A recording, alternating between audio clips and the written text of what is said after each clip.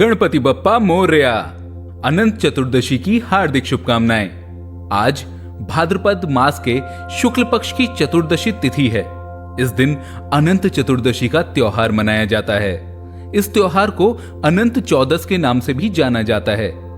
इस दिन भगवान श्री हरि विष्णु के अनंत स्वरूप की पूजा की जाती है और आज ही के दिन गणपति बप्पा को विदाई भी दी जाती है। 10 दिन तक घर में बैठाई गणपति बप्पा की मूर्ति का आज के दिन विसर्जन करना भी शुभ माना जाता है। मान्यता है कि इस दिन गणेश जी का विसर्जन करने से पुण्य फल मिलता है। कहते हैं कि 14 साल तक लगातार अनंत चतुर्दशी का व्रत रखने से विष्णु लोक की प्राप्ति होती है। भगवान श्री हरि विष्णु का दूसरा नाम अनंत देव है। आज का व्रत अनंत फल देने वाला माना गया है। कहते हैं जब पांडव जुए में अपना राज्य हार कर वन में कष्ट भोग रहे थे, तब भगवान श्री कृष्ण ने उन्हें अनंत चतुर्दशी व्रत करने की सलाह दी थी, जिसके बाद पांडवों ने अपने वनवास में हर साल इस व्रत का पालन किया और इसी व्रत के प्रभाव से पांडव महाभारत के युद्ध में विजयी हुए। कहा जाता है कि सत्यवादी राजा हरिश्चंद्र को भी इस व्रत के प्रभाव से अपना राज्य वापस मिला था। आज के दिन विष्णु सहस्त्रनाम स्तोत्र का पाठ अवश्य करना चाहिए। एक बर्तन में दूध, सुपारी और अनंत सूत्र यानी कि मौली या कलावा डालकर शीर मंथन होता है। इसके बाद आरती की जाती है।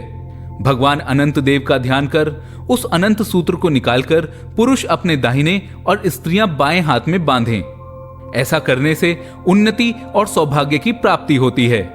पूजा करने के बाद ब्राह्मणों को भोजन कराएं और प्रसाद ग्रहण करें। अनंत चतुर्दशी के दिन विष्णु भगवान के अनंत रूप की पूजा करने से भक्तों की मनोकामनाएं पूर्ण होती हैं और सच्चे मन से विष्णु सहस्त्रनाम स्तोत्र का पाठ करने से धन धान्य, उन्नति, प्रगति, खुशहाली और संतान का सौभाग्य प्राप्त होता है।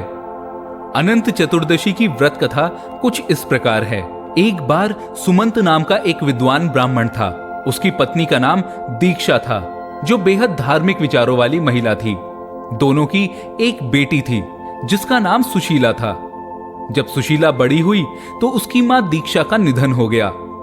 सुशीला की परवरिश के लिए उसके पिता सुमंत को कर्कशा नाम की एक महिला से विवाह करना पड़ा।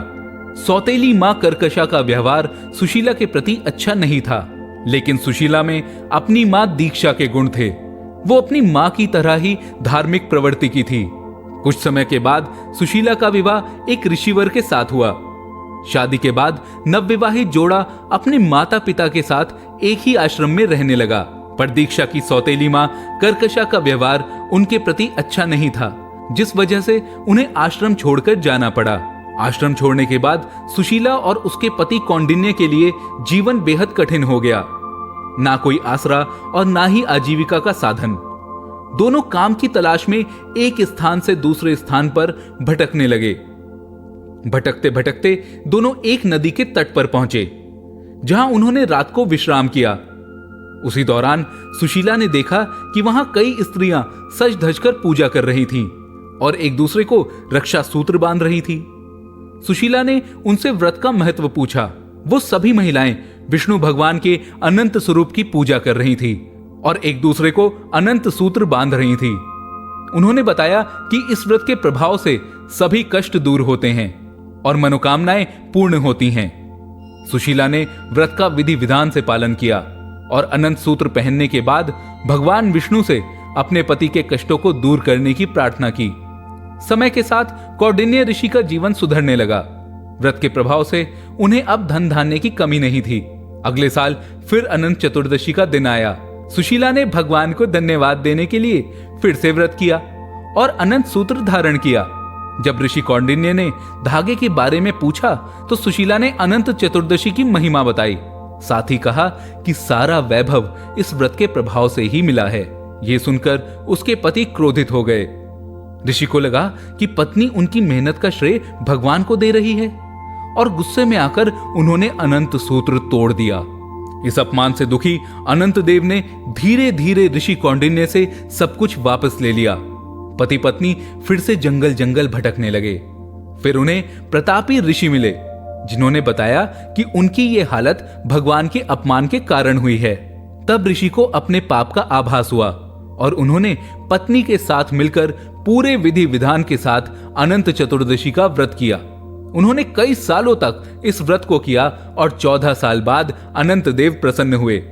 भगवान ने ऋषिवर को दर्शन दिए और उनके जीवन में फिर से खुशियां लौट आईं।